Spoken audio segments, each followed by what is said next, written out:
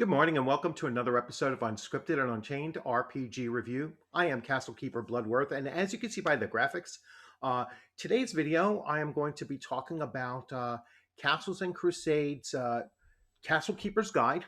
All right, so right here, and I'm going to really be focusing on the systems of injury, disease, and death in Castles and Crusades. Now, this issue of character injury and disease and death and um, permanent injuries and those kinds of things have always been cycling around throughout the tabletop role playing game hobby, and there's certainly different camps on the issue of character death. And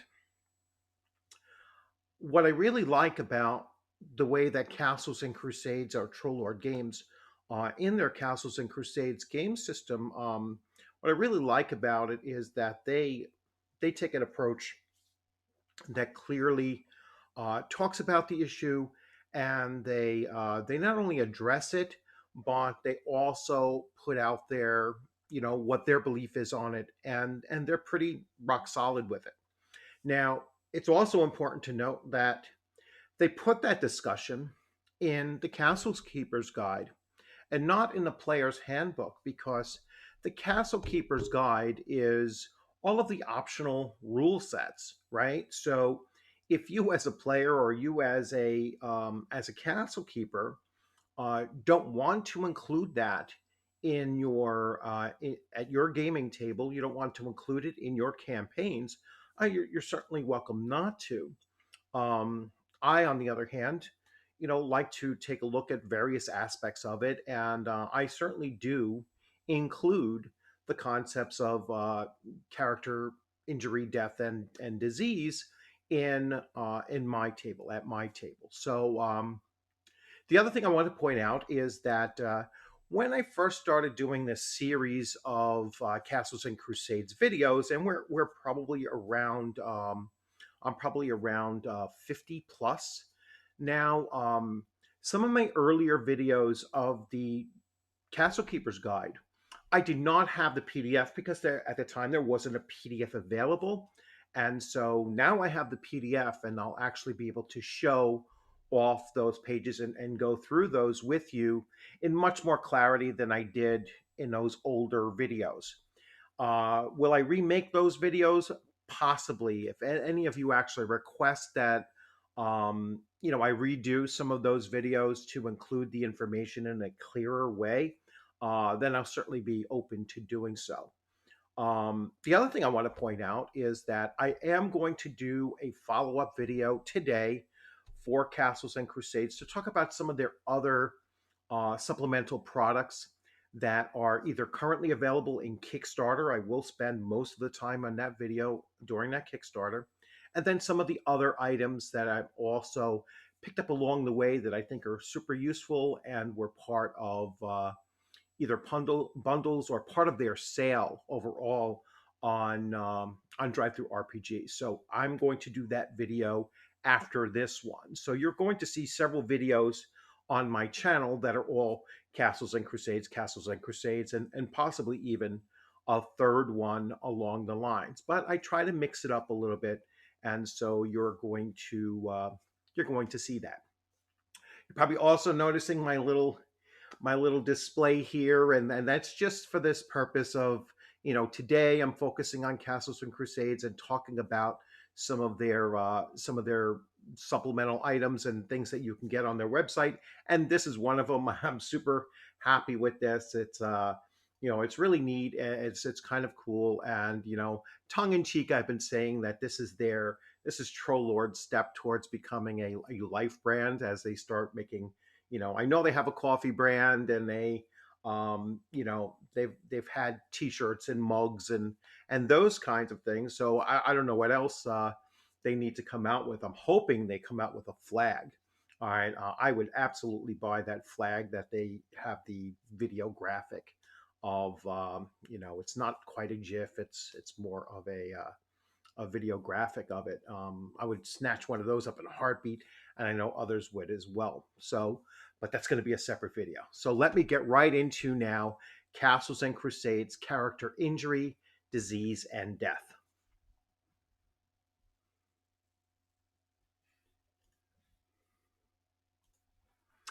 So here we have it, and this is chapter 19. Yeah, the most recent. So I just purchased the PDF for the. This is the eighth printing, Castle Keeper's Guide. The previous one I had was like 10th. I mean, not 10th, I'm sorry. It was the 2010, which would have been like fourth. So this one actually has more in it, and I'm glad that it does. So, chapter 19, character death. As outlined in the player's handbook, a character dies when they reach negative 10 hit points. At this point, the character. Oh, excuse me. That's not a disease. That's probably the Canadian smoke that we've been inhaling for the last 2 days. I'm sorry. A character dies when they reach negative 10 hit points.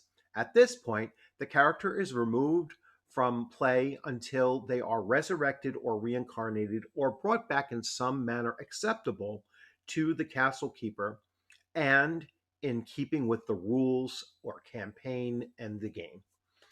The character is dead, but the player, of course, goes on and makes another character because Castles and Crusades is, after all, only a game. The core rules of C&C do not allow players to become too attached to their characters. And I'm going to expand a little bit upon that. Allowing the character's death to be more than a passing nuisance is improperly using the siege engine. So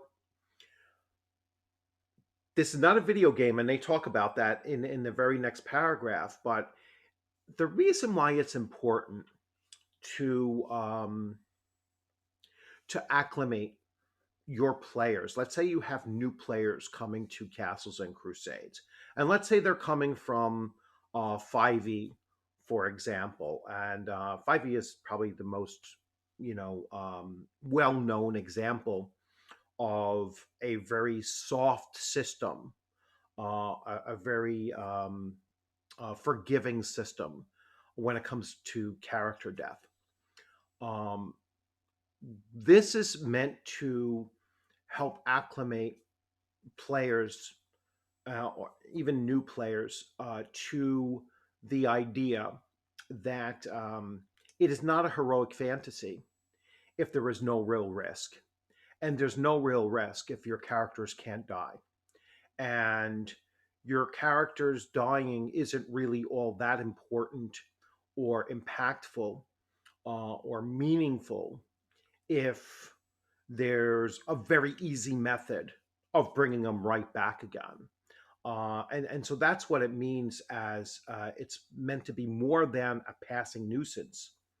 And it is not properly reflecting the vision and the tone that Castles and Crusades was really shooting for to create. I'll continue now with the reading. Unlike video games that poses fixed manners in which characters die, if you fail here, you die. C&C allows for an extremely fluid approach to character death. It is not always up to the die, the casting of the rolling of dice, as the castle keeper plays the overriding factor in life and death of any character.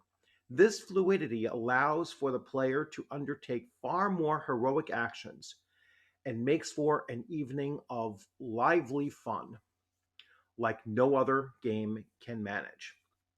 Below are several methods to mitigate death, to cheat it, and methods to make the fall of a character part of the game itself. So, the negative impact.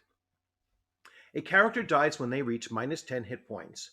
But what happens when they're only in the negative? The impact upon the character of going into the negative hit points is massive. Generally speaking, the character is removed from the action and unable to do anything to defend himself or even move. And let's see, any attacks against a stricken character gains a plus 10 to the hit roll. The character does not get any attribute bonuses or any bonuses gained from items that require his motion to use, such as a shield. Attribute checks, while they benefit from any attribute bonus, do not benefit from the character's level. All right, so that means that if you normally would have a plus based on your level, that does not apply when you're completely immobilized. Going negative on the battlefield, unless someone rushes to the character's aid quickly, means there is a good chance that the character never walks away. However, it is very easy to expand the effects of the negative hit points into allowing the stricken character a role on the battlefield or game, however small. Consult Table 19.1 Impact of Negative Hit Points for a more detailed look at the impact of negative hit points and what a character can and cannot do. Use this table in place of the normal negative hit points rules as related in the player's handbook. At no point can the character cast spells or wield actual weapons, even magic items, unless unless their use requires no concentration. The actions column relates what the character can do. The effects, what happens to their body. Roll a saving throw for limb loss without attribute bonus or level adjustments. Any limb loss that occurs at -7 is compounded again at -8 and -9. Consult 9.2, 19.2 effects of limb loss. The effects listed below are only a sample. Certain wounds result in certain effects. However, a leg loss wound will not force someone to have breathing problems. All right, so you're going to use some discretion here, right?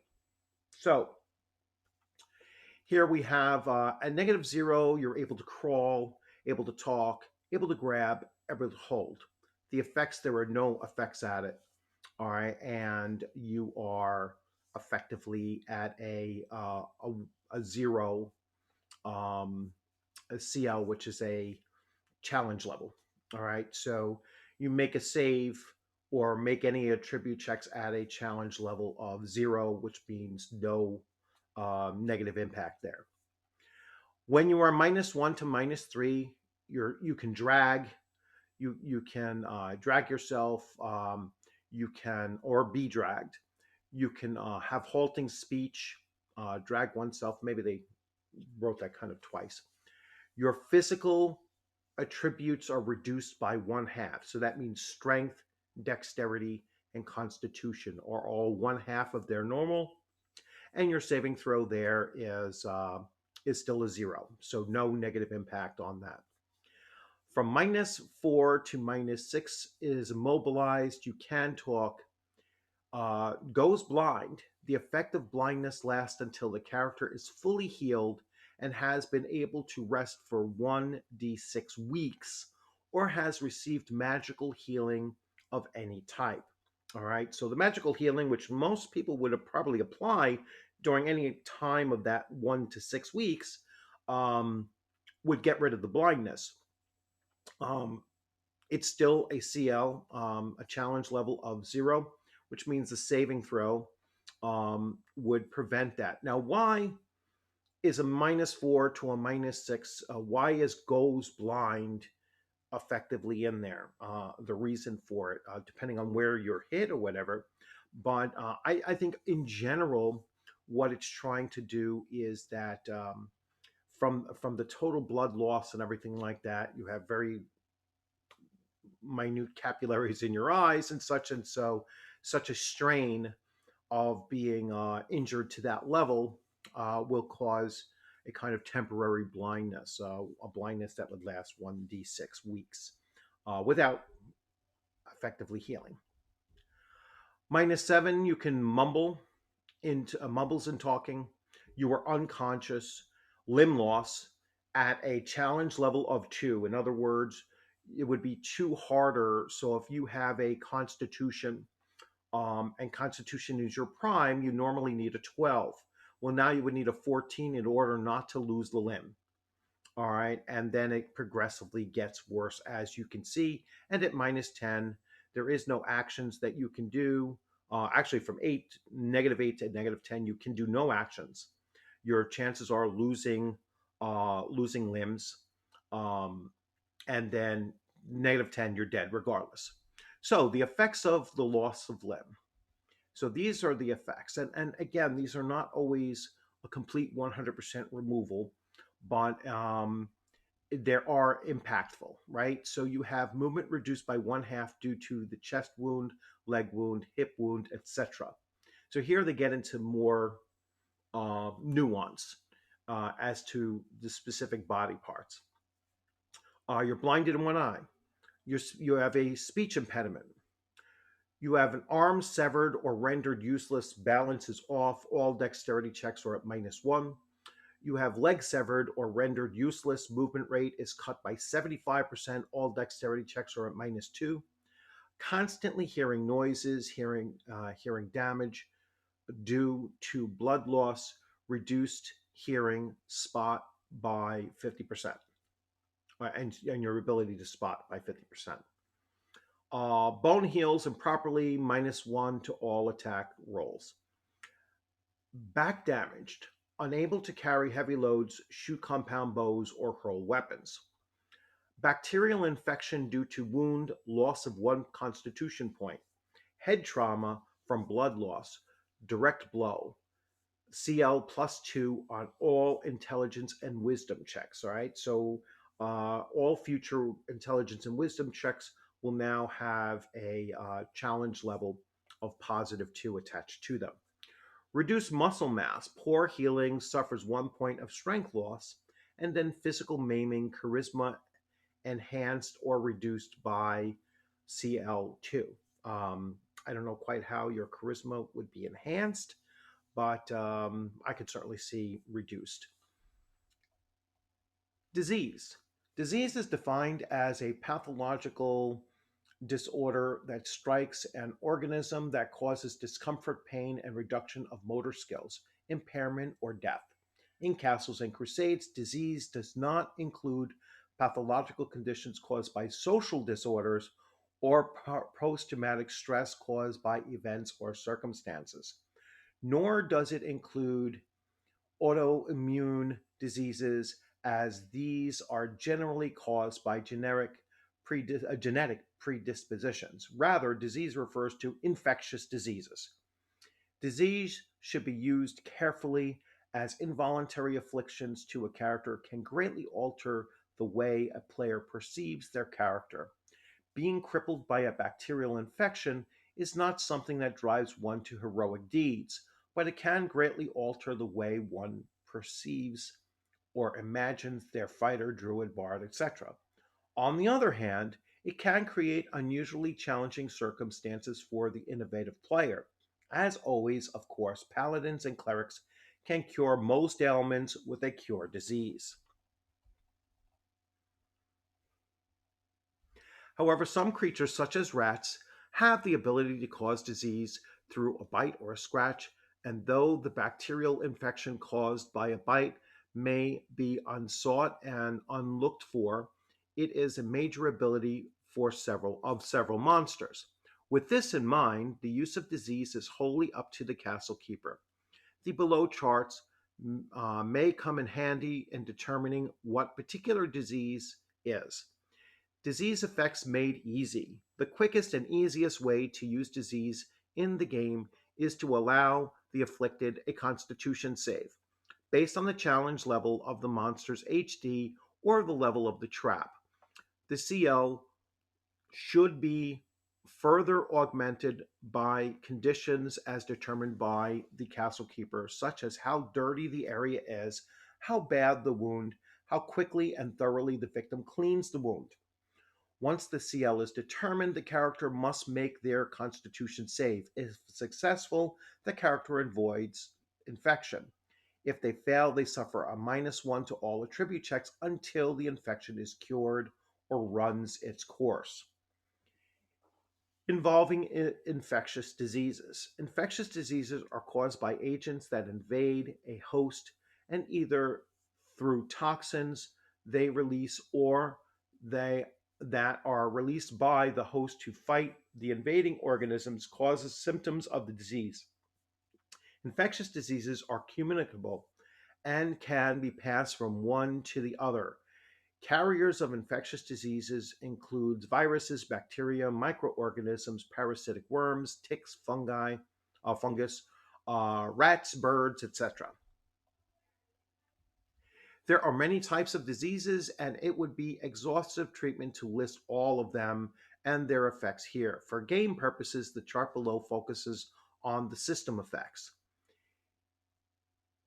If contact is made, the character should roll a Constitution save, adding both level and Constitution bonuses. If the save is successful, no disease is contracted. If the save fails, the CK must determine the severity of the disease by rolling on the D10 table here. And as you can see, it runs from mild, severe, chronic, and terminal. Mild infections, and we will get to the mild infections here. So you can see their duration is in weeks. This represents a modifier of the dice roll, not the attribute itself. So that's for the effects, right? So cardiac, 1 to 2 weeks. You'll have a -1 on all physical attributes. Circulatory is 1 to 3 weeks. You'll have -1 strength and constitution. All right. You're not taking any damage per week. In cardiac, you're taking 1 to 2 points of damage per week that it goes without being affected or being cured. Dermatological, 1 to 4 weeks of duration, -1 to charisma, no damage. Endocrine, 1 to 4 duration, -1 on all attributes, 1 to 4 hit points of damage per week. Gastrointestinal, 1 to 3, -1 strength, none, joint, and so on and so forth, right? So there's plenty of different variety here that you can determine. Now you could look and think about the type of disease or maybe where they got hit and whatever and choose from this mild infection chart rather than leave it up to random.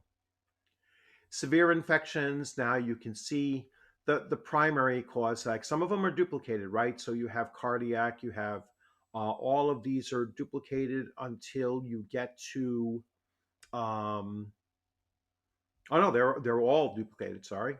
Yep, first time on Unscripted. They're all duplicated, right? So you have all the same systems affected. The durations are increased, so they last longer. They have more of an effect, and they start generally causing damage through the severe infections.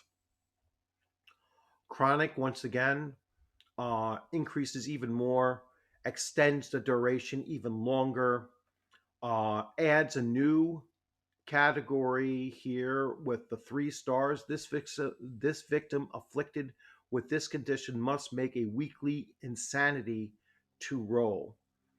See insanity table below. So which one is the 3 stars? I'm looking to see who has 3 stars.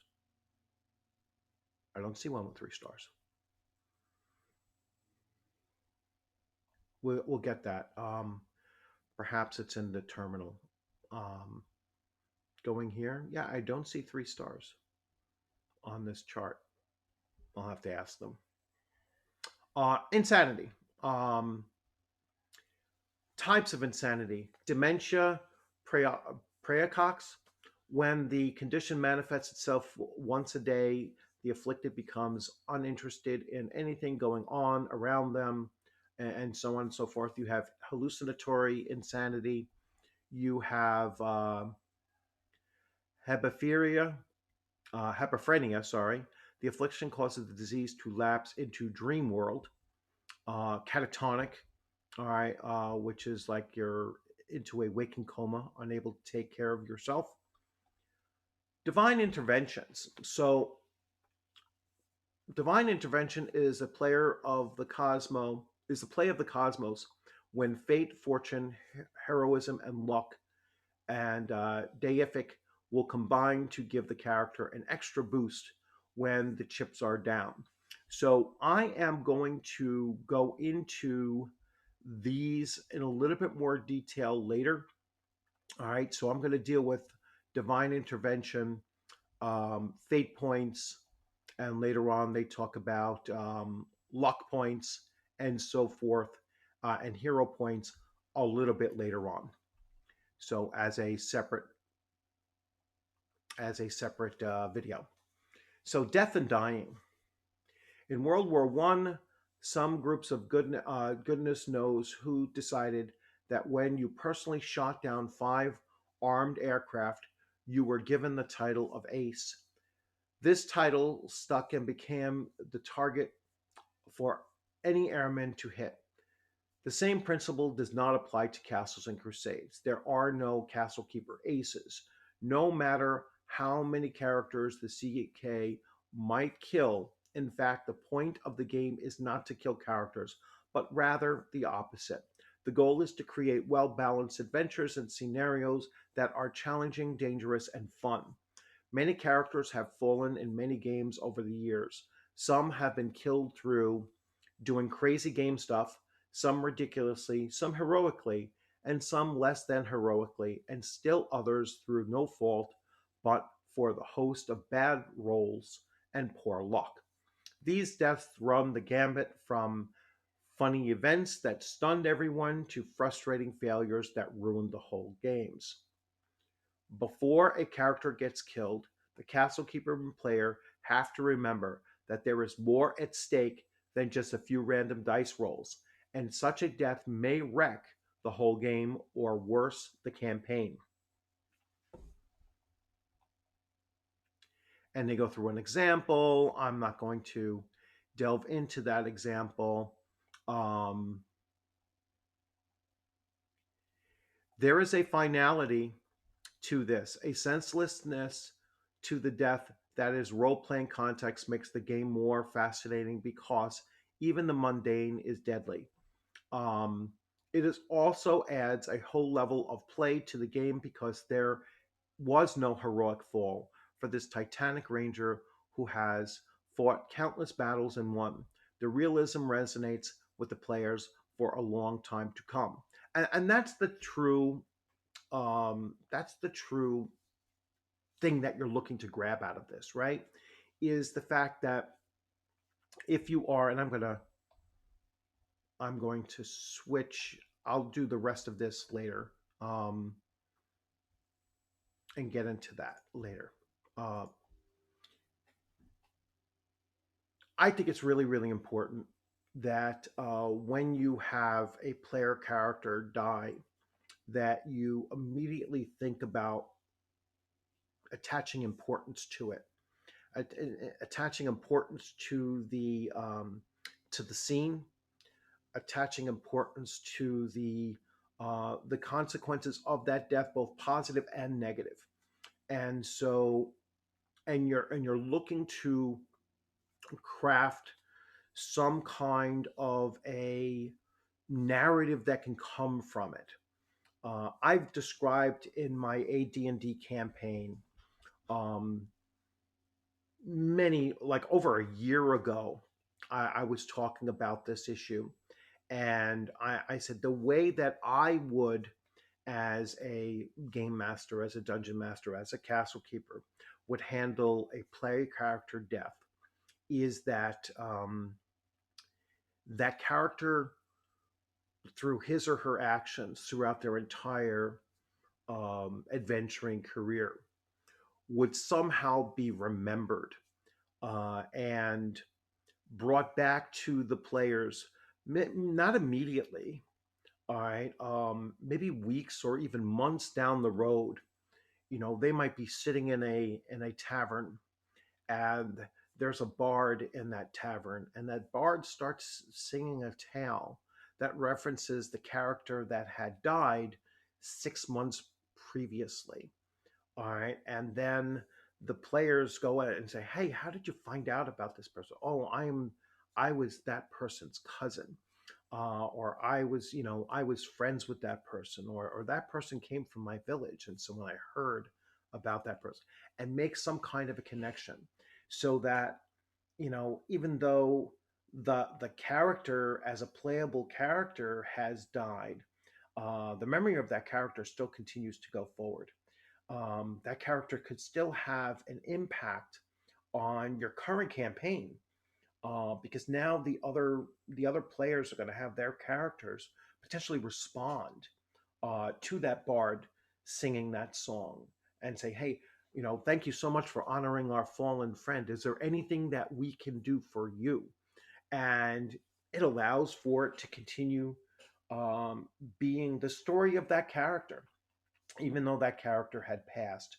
So, very, very important to be creative and to be responsive to the fact that one of your players, their character died, and regardless of how much the rules say, well, um, you want to acclimate them to the idea that characters do die. And I agree with that. But you can't separate it, especially if they've been playing that character for a long time. You can't be blind to the fact that they're going to be, you know, somewhat upset or at least depressed that a character that they put so much time into has died. So you have to make it meaningful, and so that's super important to remember. You never want to be on the other extreme where characters are never really at risk or never die, because that's a formula for what I think is just a bad gaming experience. They're not really going to care about those characters as much as they could, or and they're not going to take seriously what they're actually doing, and what they're trying to accomplish as they go out there adventuring and everything. So it's all about separating the player from the character as far as their experiences are concerned, and but it's also about, like I said, building up the story, the overall story of your campaign by having those characters remembered. So I will go into further detail because I don't want to make this video too long. You will see some more videos coming down the pike with the Castle Keeper's Guide, and now that I have the PDF that for some reason I haven't had, all these months. I don't know when they first made it available, but I will be able to start taking a look at various aspects that came out of the Castle Keeper's Guide that I hadn't done previously. So, as always, thanks for joining, and I look forward to seeing you on the gaming screen sometime soon. And if not there, at a convention sometime soon. And as always, if you hadn't subscribed, please consider subscribing. If you hit the bell, if you do subscribe, that way you're going to see some upcoming videos. Like I said, I'm going to do another one later on today, talking about some of the new products, available from Troll Lord Games, including a Kickstarter that they're running, and I'm certainly going to focus on that as well. Um, they didn't have too many of these on their website. I think it said that they had 5 left when I purchased mine, so it was only 4, and I know at least 2 other people picked up some. So they're probably running out of these if you're looking for them. And as always, thanks for joining. Have a great rest of your day. If you're on the East Coast and you have the yellow skies of smoke residue from Canada, try to stay indoors if you can. It is really, really tough to breathe out there, especially if you have asthma or any other kind of a respiratory issue. So be safe out there, and as always, just keep on rolling those dice and then keep on enjoying our tabletop role playing game hobby. All right, have a great day.